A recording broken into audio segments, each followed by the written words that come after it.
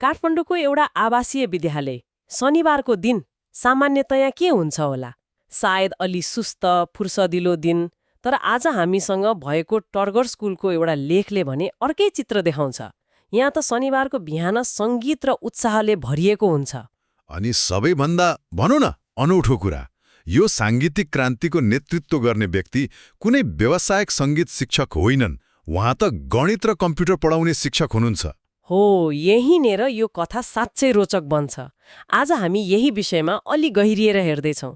यो केवल एउटा अतिरिक्त क्रियाकलापको कथा मात्रै होइन, यो त कसरी एउटा शिक्षकको व्यक्तिगत लगाव र विद्यालयको सही दृष्टिकोणले विद्यार्थीहरूको जीवनमा आत्मविश्वास, सहकार्य र समुदायको भावना भर्न सक्छ भन्ने एउटा अध्ययन हो। एकदम। त्यसो भए यो गणित पढाउने शिक्षकले सङ्गीतको माध्यमबाट यस्तो कमाल कसरी गर्नुभयो त? सुरु गरौँ उहाँकै परिचयबाट। अवश्य पनि।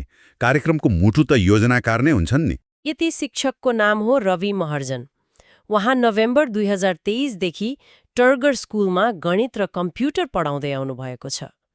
तर उहाँको परिचय यतिमा मात्र सीमित छैन। लेखमा उहाँको एउटा भनाइ छ जसले सङ्गीतप्रतिको उहाँको दृष्टिकोण एकदमै स्पष्ट पार्छ। के भन्नुभएको छ? उहाँ भन्नुहुन्छ, सङ्गीत ध्यान जस्तै हो, यसले आत्मविश्वास बढाउँछ। अनि अझै थप्नुहुन्छ, युकुलेले वा बाँसुरी जस्ता वाद्यवादन सिक्न साहस चाहिन्छ र त्यो साहस जीवनका अन्य पक्षहरूमा पनि फैलिन्छ। एकछिन है, साहस। उहाँले साहस शब्द प्रयोग गर्नुभयो, अभ्यास वा लगनशीलता होइन। यो निकै महत्त्वपूर्ण कुरा हो। सामान्यतया हामी सङ्गीतलाई कला वा मनोरञ्जनसँग जोड्छौँ, तर उहाँले त यसलाई सोझै चरित्र निर्माणसँग जोड्नुभयो। युकुलेले सिक्न साहस चाहिन्छ भन्ने कुरा सुन्दा अलि अनौठो लाग्छ नि, होइन? तर यसले के देखाउँछ भने उहाँ विद्यार्थीलाई धुन मात्र सिकाइरहनु भएको छैन। उहाँ त सङ्गीतलाई एउटा माध्यम बनाएर जीवनको ठूलो पाठ सिकाइरहनु भएको छ।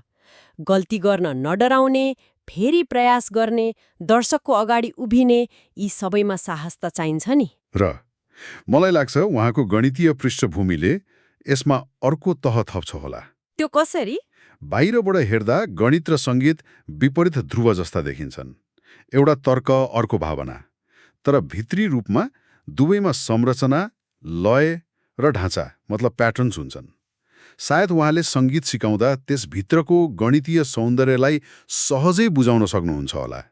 यसले गर्दा विद्यार्थीहरूका लागि सङ्गीत कुनै रहस्यमयी कला मात्र नभएर बुझ्न सकिने एउटा प्रणाली बन्छ के? त्यो एकदमै रोचक दृष्टिकोण हो। सायद त्यसैले होला उहाँको पक्षमा विद्यार्थीहरू यति धेरै आकर्षित भए। अब कार्यक्रमको आकार र संरचनालाई हेरौँ न। यो कार्यक्रम हरेक शनिबार बिहान चल्छ र यसमा 70 जना भन्दा बढी विद्यार्थीहरू सहभागी छन्। 70 जना भन्दा बढी? हो, यो सङ्ख्या भनेको लगभग पुरै विद्यालय हो। ए, यो त कुनै ऐच्छिक कक्षा वा सानो क्लब जस्तो भएन। यो त विद्यालयको संस्कृतिको एउटा अभिन्न अङ्ग नै बनिसकेको देखिन्छ। तर एउटा शिक्षकले यति ठूलो समूहलाई, त्यो पनि फरक फरक बाजासहित कसरी व्यवस्थापन गर्नुहुन्छ होला? त्यो आफैमा एउटा चुनौती हो। लेख अनुसार उनीहरूलाई 6 वटा समूहमा विभाजन गरिएको छ। सायद त्यसले व्यवस्थापन सहज बनाएको हुनुपर्छ। र सिकाइने वाद्यवादनहरू पनि निकै रोचक छन्। युकुलेले, गिटार, बाँसुरी, काहोन अनि मादल। धुन र ताल दुवैलाई महत्त्व दिएको देखियो। एकदम। पाठ्यक्रममा सरगमका आधारभूत कुरादेखि लिएर समकालीन धुनहरू र नेपाली लयहरूसम्म सबै कुरा समेटिएको छ। वाद्यवादनको छनौटमा पनि एउटा सोच देखिन्छ है। युकुलेले र गिटार जस्ता विश्वव्यापी रूपमा लोकप्रिय र सिक्न अलि सजिलो बाजा छन्। हो, जसले विद्यार्थीलाई तुरुन्तै आकर्षित गर्छ। अनि अर्कोतिर मादल जस्तो हाम्रो मौलिक र परम्परागत बाजा पनि छ। यसले विद्यार्थीलाई आफ्नो जरासँग जोड्दै विश्वव्यापी सङ्गीतसँग पनि परिचित गराउँछ। यो सन्तुलन निकै योजनाबद्ध देखिन्छ। हो, र यो केवल बाजा सिकाउने काम मात्र होइन। प्रधानाध्यापक विकास देसाईले यसलाई अर्थपूर्ण र आनन्ददायी संलग्नता भन्नुभएको छ। खासगरी आवासीय विद्यालयहरूमा सप्ताहान्तको खाली समयलाई कसरी रचनात्मक बनाउने भन्ने ठूलो प्रश्न हुन्छ। हो छ। यो कार्यक्रमले त्यसको सुन्दर जवाफ दिएको छ। बिल्कुल। यो केवल समय बिताउने माध्यम भएन, यो त सिप, सम्बन्ध र आत्मविश्वास निर्माण गर्ने एउटा अवसर बन्यो। जब लगभग पुरै विद्यालय एउटै उद्देश्यका लागि एकै ठाउँमा जम्मा हुन्छ, त्यसले सृजना गर्ने सामूहिक ऊर्जा र समुदायको भावनाको कल्पना गर्न सकिन्छ। त्यसैले यो कार्यक्रमको प्रभाव कक्षा कोठाभन्दा धेरै बाहिरसम्म फैलिएको हुनुपर्छ। र त्यो प्रभाव देखियो पनि। सिकाइको प्रतिफल प्रस्तुतिमा देखिन्छ भनिन्छ नि। यो कार्यक्रमको प्रभाव दुईवटा विशेष प्रस्तुतिमा स्पष्ट देखियो। पहिलो, विद्यालयको वार्षिक प्रदर्शनीमा विद्यार्थीहरूको ब्यान्डले पहिलो पटक मञ्चमा प्रस्तुति दियो। लेखमा वर्णन गरिए अनुसार युकुलेले, बाँसुरी र मादलको तालमेल गजबको थियो। मञ्चमा प्रस्तुति दिनु त्यो सिकाइ प्रक्रियाको एकदमै महत्त्वपूर्ण हिस्सा हो। कक्षा कोठामा एक्लै वा सानो समूहमा बजाउनु र दर्शकको अगाडि बजाउनुमा आकाश पातालको फरक छ। त्यो मञ्चको डरलाई जितेर आफ्नो कला प्रस्तुत गर्नुले विद्यार्थीहरूमा जुन आत्मविश्वास भर्छ, त्यो सायद अरू 100वटा कक्षाले पनि भर्न सक्दैन। हो, यसले उनीहरूलाई एउटा लक्ष्य दिन्छ र त्यो पूरा हुँदाको सन्तुष्टि अमूल्य हुन्छ। एकदम। र शिक्षक रवि महर्जनले पनि यही कुरा औल्याउनु भएको छ। उहाँका अनुसार विद्यार्थीहरूमा प्राविधिक ज्ञान मात्र होइन, सञ्चार, सहकार्य र जिम्मेवारी जस्ता नरम सिपहरूमा पनि उल्लेख्य विकास भयो। तर दोस्रो प्रस्तुति अझै विशेष थियो। त्यो के थियो? विद्यार्थीहरूले प्रसिद्ध बौद्ध गुरु मिङ्ग्यू रिम्पोछेलाई समर्पित एउटा गीत प्रस्तुत गरे। यो गीतको शब्द प्रधानाध्यापक विकास देसारले लेख्नु भएको थियो अनि सङ्गीत रवि महर्जनले दिनुभएको थियो। वाह, प्रिन्सिपल र शिक्षक मिलेर। हो।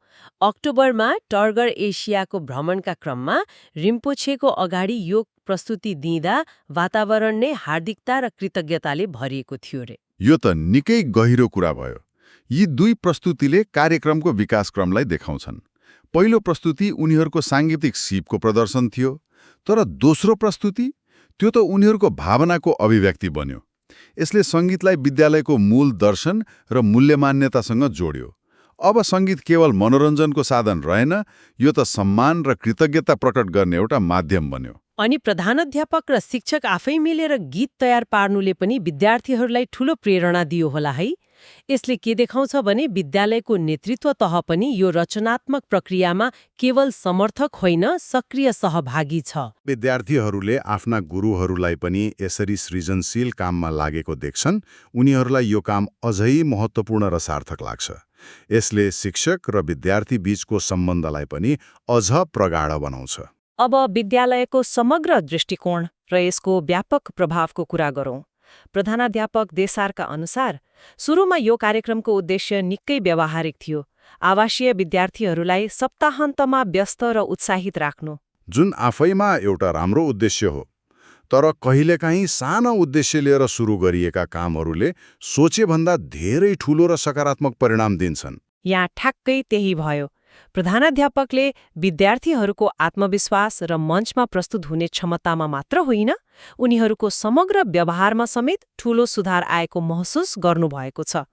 तर सबैभन्दा रोचक र सायद सबैभन्दा महत्त्वपूर्ण परिणाम अर्कै देखियो। त्यो के रहेछ? अचेल विद्यार्थीहरू आफै गिटार वा बाँसुरी लिएर विद्यालयको चौरमा वा कक्षा कोठामा सानसाना समूह बनाएर अभ्यास गर्न थालेका छन्। लेखमा यसलाई साङ्गीतिक सङ्घ भनिएको छ। हो, यो नै कार्यक्रमको वास्तविक सफलताको सूचक हो। जब सिकाइ कक्षा कोठाको 4 दिवारबाट बाहिर निस्किएर विद्यार्थीहरूको आफ्नै पहल बन्छ, जब उनीहरूले त्यसको स्वामित्व लिन्छन्, तब मात्र त्यो सिकाइ दिगो र जीवन्त हुन्छ। शिक्षकले बिउ रोपिदिनुभयो, अब बिरुवा आफै हुर्किरहेको छ, फैलिरहेको छ। सङ्घ शब्दको प्रयोगले पनि यसलाई अझ गहिरो अर्थ दिएको छ है। यो ब्यान्ड वा ग्रुपभन्दा फरक सुनिन्छ। यसमा एउटा समुदायको भाव लुकेको छ। एकदमै। सङ्घ शब्दले साझा उद्देश्य र अभ्यास भएको समुदायलाई जनाउँछ। यसले के सङ्केत गर्छ भने सङ्गीत अब उनीहरूका लागि केवल एउटा सिप रहेन। यो त साथीभाइसँग जोडिने, सहकार्य गर्ने, एक अर्काबाट सिक्ने र एउटा सकारात्मक सामाजिक वृत्त बनाउने माध्यम बनेको छ। त्यसो भए यो पुरै छलफललाई सारमा भन्नुपर्दा हामीले के देख्यौं त? यो काठमाडौँको एउटा विद्यालयको शनिबारे सङ्गीत कक्षाको साधारण कथा मात्र होइन रहेछ। यो त कसरी एकजना समर्पित शिक्षकको व्यक्तिगत लगाव र एउटा सहयोगी प्रधानाध्यापकको दूरदर्शी सोचले पुरै विद्यालयको संस्कृतिलाई नै सकारात्मक रूपमा बदल्न सक्छ भन्ने एउटा जीवन्त उदाहरण हो। हो, यो एउटा केस स्टडी जस्तै हो। यसले देखाउँछ कि विद्यार्थीहरूको चौतर्फी विकासका लागि ठूला र महँगा कार्यक्रमहरू नै चाहिन्छ भन्ने छैन। कहिलेकाहीँ सही व्यक्तिलाई सही अवसर दिँदा एउटा सानो पहलले पनि ठूलो तरङ्ग ल्याउन सक्छ। लेखको अन्त्यमा भनिए झैं सङ्गीत केवल धुनहरूभन्दा धेरै माथिको कुरा रहेछ।